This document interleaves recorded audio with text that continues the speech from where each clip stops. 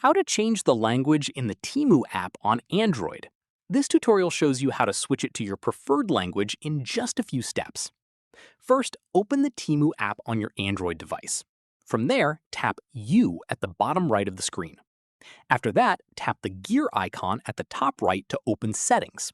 At this point, tap Languages from the list. From here, you'll see a full list of available languages to choose from. Scroll through until you find the one you want. Following this, tap on your preferred language to select it. After that, the app will update to your selected language straight away without needing to restart or log back in. From here, all menus, product listings, and app text will switch over to the language you chose, making it much easier to navigate if English isn't your first language. Finally, if you ever want to switch back or try a different language, just come back to the same Languages page in Settings and select a different one at any time.